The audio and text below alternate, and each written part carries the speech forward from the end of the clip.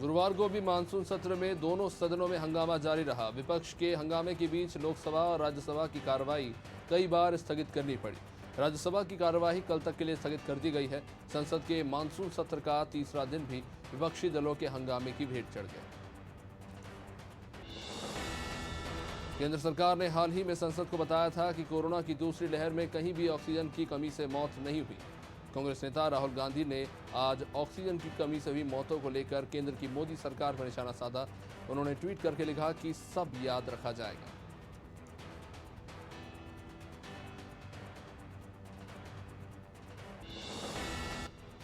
संयुक्त राष्ट्र महासभा के 76वें सत्र के लिए नवनिर्वाचित अध्यक्ष और मालदीव के विदेश मंत्री अब्दुल्ला शाहिद 21 जुलाई से 3 दिवसीय यात्रा पर भारत आए हुए हैं। गुरुवार को अब्दुल्ला शाहिद ने स्थायी सदस्य के रूप में सुरक्षा परिषद में भारत की सदस्यता का समर्थन किया।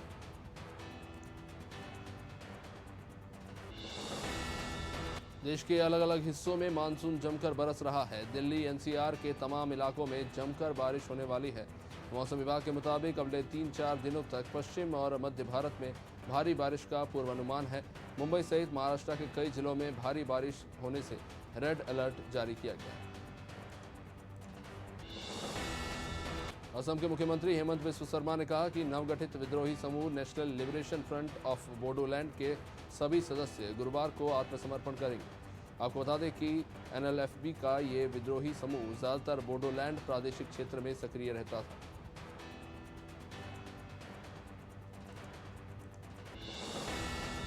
देश में पेगासस जासूसी के मामले पर हो रहे विवाद के बीच केंद्र सरकार ने गुरुवार को कई महत्वपूर्ण परियोजनाओं को मंजूरी दी। केंद्र शासित प्रदेश लद्दाख में 750 करोड़ की लागत से सेंट्रल यूनिवर्सिटी की स्थापना की जाएगी। ये जानकारी केंद्रीय मंत्री अनुराग ठाकुर ने दी।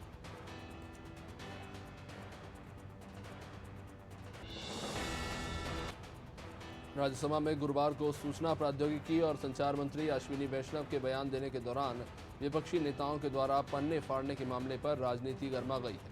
इस बीच मीनाक्षी लेखी ने भी विपक्ष पर जमकर हमला बोला। उन्होंने कहा कि तृणमूल कांग्रेस और कांग्रेस के सदस्यों की हरकत शर्मनाक है। वे इतने नीचे गिर जाएंगे ये नहीं पता था। कांग्रेस पार्टी के अध्यक्ष सोनिया गांधी ने राजस्थान के मुख्यमंत्री अशोक गहलोत को शुक्रवार को दिल्ली बुलाया है। कांग्रेस अध्यक्ष ने अशोक गहलोत को मंत्रणा के लिए बुलाया है। इस दौरान वह गहलोत से पार्टी के आंतरिक हालात, राजस्थान में कांग्रेस के सामने मौजूद ज्वलंत चुनौतियों और सरकार के कामकाज को लेकर चर्चा कर सकती है।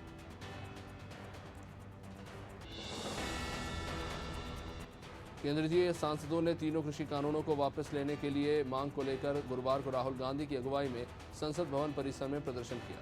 संसद भवन परिसर में महात्मा गांधी की प्रतिमा के समकक्ष आयोजित इस प्रदर्शन में कांग्रेस के दोनों सदनों के कई सदस्यों ने हिस्सा लिया।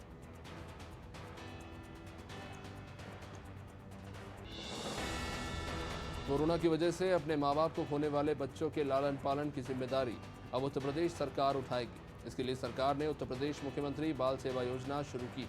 राज्यपाल आनंदीबेन पटेल और मुख्यमंत्री योगी आदित्यनाथ ने गुरुवार को इस योजना का शुभारंभ किया।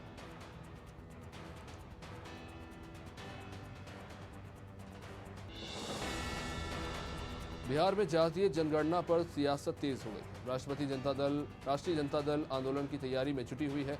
गुरुवार को नेता प्रतिपक्ष तेजस्वी यादव ने स्पष्ट कर दिया है कि वह जनगणना के सवाल पर लालू यादव की राय से 1 इंच भी इधर उधर नहीं है।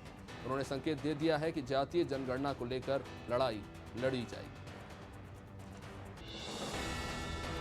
चंडीगढ़ में सेक्टर 15 स्थित कांग्रेस भवन में शुक्रवार को होने वाली नवजोत सिद्धू की ताजपोशी की कमान 3 मंत्रियों ने संभाली हुई है। इस समारोह को लेकर चल रही तैयारियों का जायजा लेने के लिए गुरुवार को कांग्रेस के बड़े नेता चंडीगढ़ पहुंचे, क्योंकि पंजाब कांग्रेस भवन में इन दिनों रेनोवेशन का काम चल रहा है, जिसे पूरा कराया जा रहा है। हिंदुत्व के एजेंडे की ओर बीजेपी ने एक और बड़ा कदम बढ़ाया है। राजनीति के इतिहास में पहली बार कोई राजनीतिक पार्टी गुरु पूर्णिमा का पर्व मनाएगी। 24 जुलाई को बीजेपी पूरे प्रदेश भर में गुरु पूर्णिमा का पर्व मनाने जा रही है। इसके लिए बीजेपी ने मंडल और बूथ स्तर तक कार्यकर्ताओं को गुरु पूर्णिमा का पर्व मनाने के लिए निर्देश दिए। राजधानी पहुंचे छत्तीसगढ़ के स्वास्थ्य मंत्री टीएस सिंहदेव ने केंद्र सरकार के बयान पर सवाल उठाया। उन्होंने कहा कि केंद्र सरकार ने राज्य सरकारों और खास तौर पर उनके छत्तीसगढ़ सरकार से जानकारी ही नहीं मांगी। सिंहदेव ने कहा कि राज्यसभा में गलत बताया गया कि राज्यों ने जानकारी दी कि उनके यहाँ मौतें नहीं हुई। कर्नाटक के राज्यपाल बनने के बाद थावरचंद गहलोत आज उज्जैन पहुंचे, जहां उन्होंने सबसे पहले भगवान महाकालेश्वर मंदिर जाकर पूजा अर्चना की। इस दौरान महाकालेश्वर मंदिर प्रबंध समिति के प्रशासक और प्रभारी कलेक्टर नरेंद्र सूर्यवंशी ने उन्हें स्मृति चिन्ह भेंट किया। इस मौके पर उच्च शिक्षा मंत्री डॉक्टर मोहन यादव, विधायक पारस जैन मौजूद रहे। कोलायकला में भी पंचायत सचिव और रोजगार सहायक संगठन ने सरकार के खिलाफ मोर्चा खोल दिया है। पंचायत ग्रामीण विकास विभाग के 17 संगठनों की हड़ताल की वजह से पंचायतों में काम ठप हो गया है। सचिव संगठन नियुक्ति और पेंशन की मांग को लेकर हड़ताल कर रहे हैं, जबकि रोजगार सहायक संगठन परमानेंट करने की मांग कर रहे हैं।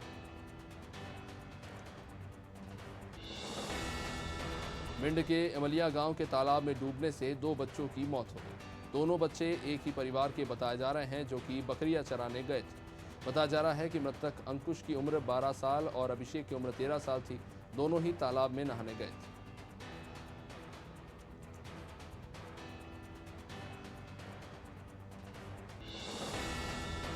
देवास के बागली में राशन लेने गए युवक के साथ मारपीट करने का मामला सामने आया है। ये घटना मालीपुरा गांव की है, जहां राशन लेने गए युवक का सेल्समैन के साथ विवाद हुआ और इसके बाद राशन दुकान के सेल्समैन ने युवक के साथ जमकर मारपीट की। मारपीट का वीडियो सोशल मीडिया पर भी काफी वायरल हो रहा है।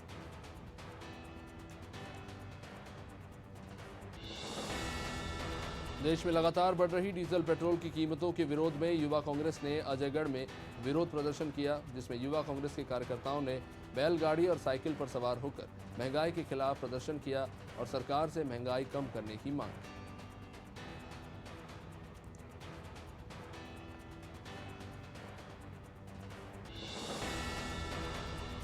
नरसिंहगढ़ में टीकाकरण के दौरान लोगों की भारी भीड़ देखने को मिल रही है। पोस्ट मैट्रिक छात्रावास में बनाए गए टीकाकरण केंद्र पर सुबह से ही टीका लगवाने वालों का हुजूम लग गया। इसमें आसपास के ग्रामीण क्षेत्रों के ग्रामीण सुबह से ही टीका लगवाने पहुंचने लगे। एक तरफ जहां कोरोना महामारी को जड़ से मिटाने के लिए टीकाकरण पर जोर दिया जा रहा है, वहीं दूसरी तरफ टीका ही नहीं। भोपाल में क्राइम ब्रांच ने पुलिसकर्मियों की जुआरियों के साथ साठगांठ उजागर की, साथ ही 12 पुलिसकर्मियों को लाइन अटैच किया। दरअसल क्राइम ब्रांच की टीम ने बदमाश जुबैर मौलाना के घर पर छापा मारा था। इस दौरान करीब 8 लाख का जुआ पकड़ा है। जुआरियों के कॉल डिटेल भी निकाले गए हैं, जिनमें 12 पुलिसकर्मियों को संदेह के आधार पर लाइन अटैच कर दिया गया है। मध्य प्रदेश महिलाओं के ड्राइविंग लाइसेंस बनाने में लंबे समय से अव्वल रहा है, लेकिन अब लाइसेंस बनाने की रफ्तार धीमी होती नजर आ रही है। हालांकि भोपाल आरटीओ संजय तिवारी का कहना है कि प्रदेश में अब भी उसी तेजी के साथ लाइसेंस बनाए जा रहे हैं।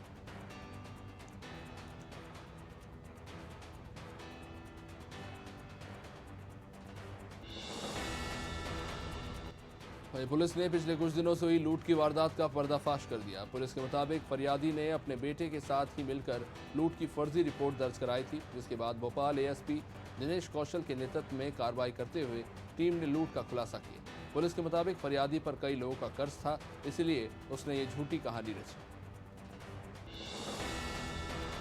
बघेली कलाकार अविनाश तिवारी का एक वीडियो सोशल मीडिया में जमकर वायरल हो रहा है, जिसमें भगवान शंकर के रूप में अविनाश तिवारी फिल्मी गाने में अपने साथी के साथ नाचते नजर आ रहे हैं। इस वीडियो को देखकर पूरे बघेलखंड के लोग अविनाश तिवारी पर कानूनी कार्रवाई की मांग कर रहे हैं।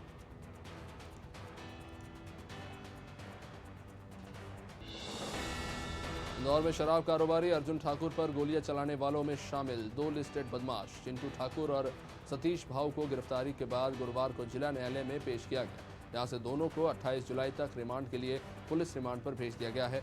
कोर्ट ने दोनों बदमाशों का नियमित मेडिकल करने के निर्देश दिए।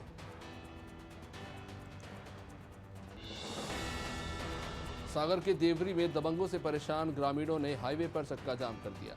ग्रामीणों का कहना है कि सुना पंजरा और रसेना पंचायत के करीब 250 एकड़ सरकारी जमीन पर दबंगों ने कब्जा कर लिया था। लोगों के मुताबिक ये जमीन मवेशियों के चारागाह के लिए छोड़ी गई थी, लेकिन गांव के ही दबंगों और उनके रिश्तेदारों ने जमीन पर अवैध कब्जा करके रखा है।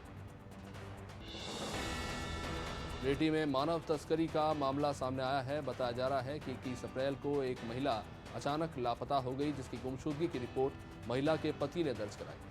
पुलिस की तफ्तीश में पता चला कि महिला को राजस्थान में भेज दिया गया है। इसके बाद पुलिस टीम राजस्थान पहुंची और महिला को आरोपियों के चंगुल से मुक्त कराया गया। महिला की शिकायत के बाद वार्ड क्रमांक 75 के पूर्व पार्षद गिरीश गोटिया जबलपुर एसपी कार्यालय पहुंचे, जहां उन्होंने अपना पक्ष रखा है। गोटिया का कहना है कि महिला ने उनकी राजनीतिक छवि खराब करने के लिए ये षड्यंत्र रचा। पूरे आरोप बेबुनियाद है। उन्होंने कहा कि किसी भी प्रकार के मकान के लिए किसी से भी पैसे नहीं दिए। गंजबासौदा में लूट की वारदात को अंजाम देने वाले आरोपियों को पुलिस ने कुछ घंटों के अंदर गिरफ्तार करने में सफलता हासिल की। लूट की वारदात सामने आने के बाद ही अधिकारियों ने टीम गठित करके आरोपियों की तलाश शुरू की। इसके बाद टीम ने मुखबिर की सूचना पर कार्रवाई करते हुए लूट के 3 आरोपियों को गिरफ्तार करने में सफलता हासिल की। दमोह के हटा में भारी बारिश होने से हर जगह जलभराव हो गया। 1 घंटे की तेज बारिश ने नगरपालिका की पोल खोल दी। देखरेख ना होने और लापरवाही की वजह से लोगों को काफी परेशानी हुई। नालियों की सफाई ना होने के कारण हटा की सड़कें जलमग्न हो गई। कई वार्डों में सड़कों पर पानी भर गया, घरों में भी पानी जा घुसा। बटियागढ़ में पंचायत और ग्रामीण विकास मोर्चा ने 22 जुलाई से अनिश्चितकालीन कलमबंद हड़ताल की चेतावनी दी है। संयुक्त मोर्चा का कहना है कि 7 दिन में कर्मचारियों की मांगों को पूरा करने के लिए ज्ञापन सौंपा है। अगर सरकार इस पर कोई अमल नहीं करती है तो इसी को लेकर हड़ताल किया जाएगा।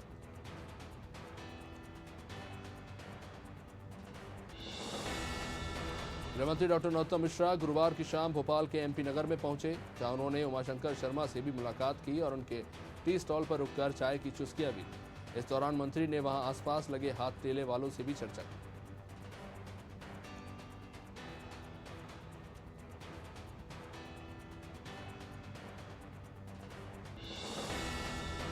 कांग्रेस नेता सिद्धार्थ तिवारी ग्रामीणों की समस्या को लेकर जवा विद्युत कार्यालय पहुंचे, जहां मौके पर अधिकारियों के न मिलने से तिवारी विद्युत कार्यालय में धरने पर बैठ गए। बिजली विभाग के अधिकारी और कर्मचारी के खिलाफ यहां पर जमकर नारेबाजी हुई।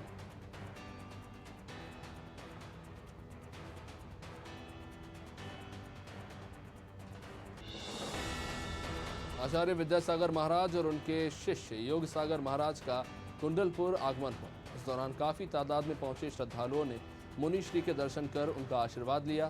साथ ही विद्यासागर महाराज ने भक्तों को गुरु के महत्व को समझाया।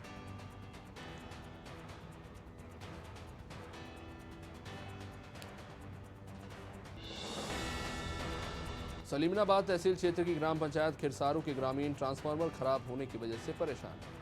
ग्रामीणों का कहना है कि कई बार बिजली विभाग के अधिकारी और कर्मचारियों को अवगत करा चुके हैं, फिर भी ट्रांसफार्मर सही नहीं कराए गए।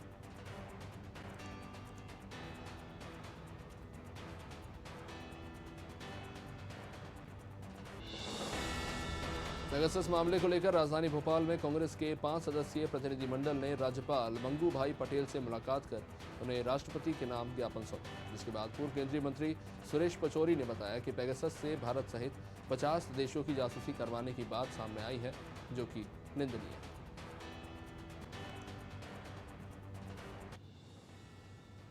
केंद्र सरकार द्वारा कराए गए पेगासस के विरोध में युवा कांग्रेस ने प्रदेशव्यापी प्रदर्शन किया। इसी के साथ डबरा के कटारिया चौराहे पर कांग्रेस विधायक सुरेश राजे की अगुवाई में सैकड़ों कार्यकर्ताओं ने प्रधानमंत्री नरेंद्र मोदी का पुतला दहन किया और मोदी सरकार के खिलाफ जमकर नारेबाजी की।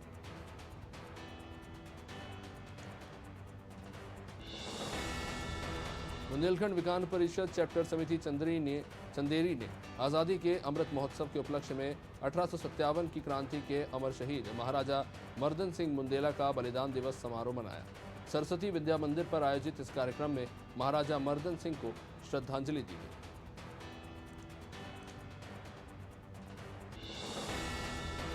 राजधानी भोपाल में साइबर अपराध के मामले नहीं थम रहे हैं। ये ताज़ा मामला अशोका गार्डन थाना क्षेत्र से, जहां एक शख्स ने युवती का पहले अश्लील वीडियो बनाया और फिर उसे ब्लैकमेल करने लगा, जिसकी शिकायत युवती ने अशोका गार्डन पुलिस से की। फिलहाल पुलिस ने आरोपी की तलाश शुरू कर दी।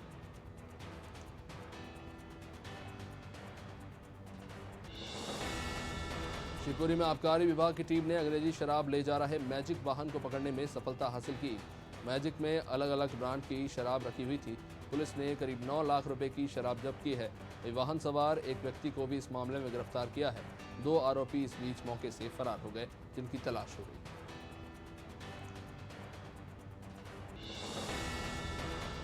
रायपुर में राज्य स्तरीय शिक्षक सम्मान समारोह का वर्चुअल आयोजन किया गया, जिसमें राज्यपाल अनुसुईया उइके, मुख्यमंत्री भूपेश बघेल ने उल्लेखनीय कार्य करने वाले शिक्षकों को सम्मानित किया।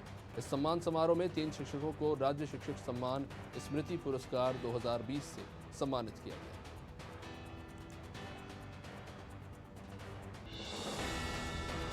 पेगासस स्पाईवेयर को लेकर दिल्ली से लेकर रायपुर तक सियासी पारा चढ़ा हुआ है।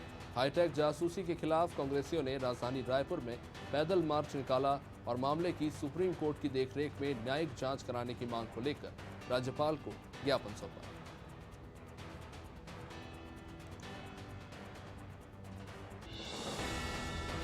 रायपुर में नेता प्रतिपक्ष धर्मलाल कौशिक ने पेगासस और नशे के मुद्दे पर सरकार को आड़े हाथों लिया।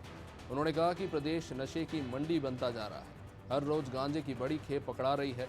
पेगासस के मुद्दे पर उन्होंने कहा कि अगर छत्तीसगढ़ में भी जासूसी हुई है तो प्रदेश सरकार जांच कराए।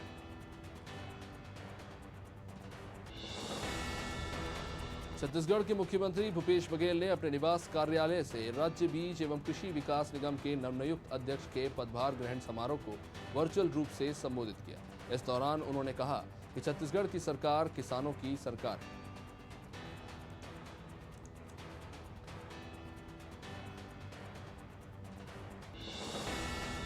कांकेर में अपनी मांगों को लेकर सर्व आदिवासी समाज के लोगों ने भानुप्रतापपुर में अनिश्चितकालीन धरना दिया, जहां समाज के लोगों की मांग है कि सरकार सिलगेर गोलीकांड में मारे गए आदिवासियों को न्याय दिलाए।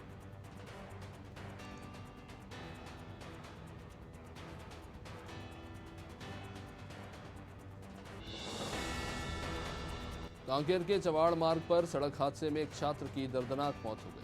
मृतक छात्र की पहचान कृष्णा सलाम के रूप में हुई है। बताया जा रहा है कि छात्र उत्तर पुस्तिका जमा करने के लिए कॉलेज के लिए निकला था। इसी दौरान रास्ते में एक गिट्टी से भरा हुआ हाईवा उसे ठोकर मारते हुए निकल गया। इस दुर्घटना में छात्र की घटनास्थल पर ही मौत हो गई। बलरामपुर जिले में अपने देवर के साथ अवैध संबंधों के चलते महिला ने अपने पति की ही गला दबाकर हत्या कर दी और आरोप लगा दिया अपनी देवरानी पर। मामले का खुलासा हुआ मृतक की पोस्टमार्टम रिपोर्ट आने के बाद। इसमें ये पता चला कि युवक की मौत गला दबाने से हुई है, जिसके बाद पुलिस ने सख्ती से पूछताछ की और सारी सच्चाई सामने आ गई। बांदा के बबेरू कोतवाली क्षेत्र में एक हफ्ते पहले हुई किसान की हत्या का पुलिस ने खुलासा कर दिया। इस मामले में 4 आरोपी गिरफ्तार किए गए हैं, जबकि एक आरोपी अब भी फरार है। आरोपियों के पास से हत्या में प्रयुक्त धारदार हथियार जब्त किए गए हैं। आपको बता दें कि भुराने पूर्वा के रहने वाले 50 वर्षीय किसान की 14 जुलाई की रात हत्या कर दी गई थी।